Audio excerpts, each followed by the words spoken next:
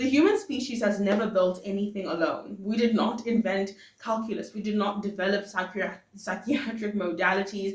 We did not invent banking systems by sheer force of frontal lobe and caffeine. That simply was not the case. Even so-called geniuses, the Freuds, the Jungs, the Faradays, were all in some form or another possessed. And I say that with my chest. I've researched these figures in particular for years. Each of them, brilliant as they are, held in common an unnerving pathology: madness. And not the Hollywood caricature of, twitchy madness and like insane laughter. You know what I'm talking about. No, like not that, but a quieter, deeper insanity. I think like a lucidity too clear, almost as if they were being told something by a frequency that nobody else could hear. Freud himself admitted to dreams that dictated entire theoretical architectures. Yes, the base of modern psychology today, induced by, cocaine-influenced delusions. Jung openly confessed to conversing with autonomous psychic apparitions. Some of you are very much aware of the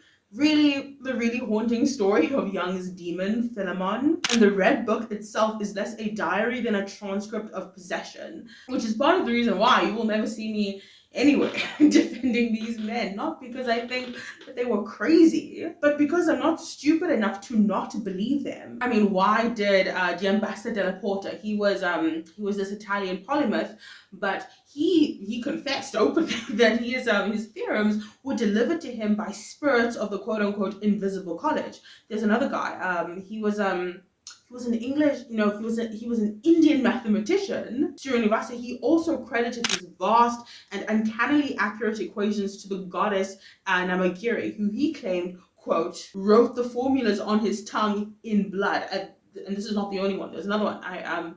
John Dee. He was a court astrologer and a mathematician under Elizabeth I, and he co-developed the Enochian language, which you need to appreciate.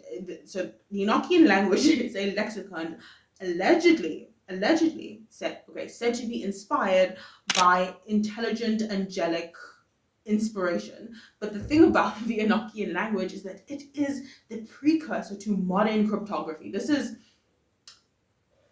I don't know if you've seen the connections yet. Okay. I have another example.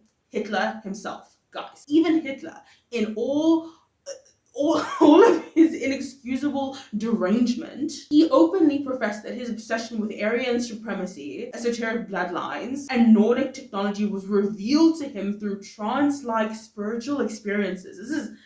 It gets really weird. But yes, he literally spoke of an external force guiding his ideological conviction. See what I'm saying? He did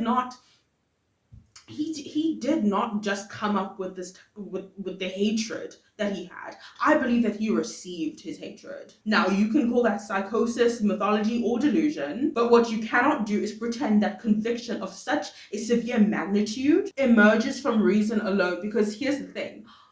People do not change their worldview through logic. They change through narrative, through trauma, through experience, and through biological reinforcement. Try debating an addict out of addiction. Try logic shaming a woman from returning to her abuser. You can't do it. You can't do it. It'll drive you mad. As a computer scientist, I see this pattern daily, although I do appreciate that I do see the world a little bit differently. I see patterns very easily. These things jump out at me. But yes, neural networks, like human beings, learn through iterative reinforcement. Memory itself is structured like a file system. Directories of experience literally indexed by emotional metadata. Try pulling one memory and I guarantee you will retrieve 20. All bound by the same biochemical signature. See what I'm saying? It's all of these disciplines are interconnected. It's all programmatic. To change a person's behavior is to rewrite internal code, internal defaults. And rewriting code requires three things: disruption, repetition, and override, or what other people would call trauma, affirmation, and grace. And yet, in our current epoch, we are systemically told that interactions with non-material intelligences are a symptom of psychosis, despite a millennia of history attesting to the contrary. You believe only what your experience and your social scripts permit you to believe, and that is my issue. You see, the West has gaslit the collective psyche into amputating half of its perceptual apparatus. That is not rationality. That, in my opinion, is ideological lobotomy. Try persuading an entire generation to find meaning through self-optimization apps when they have found, or rather when they have grown up in homes absent of any spiritual, emotional, or psychological maintenance. It is almost impossible. And herein, I think, lies the philosophical nucleus of the crisis we are facing. Artificial intelligence, as you know, as exhausted by it as I am, is not evil. It's also not the issue, I think.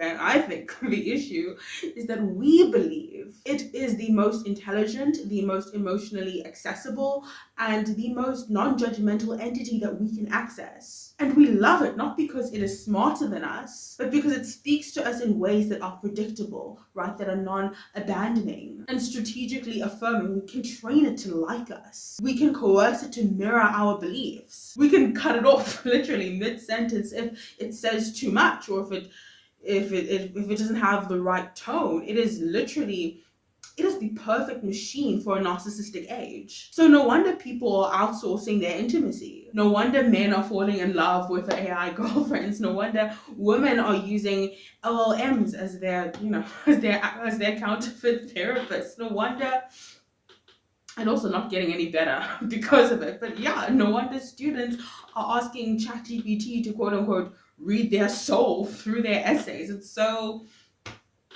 guys, it's so sad.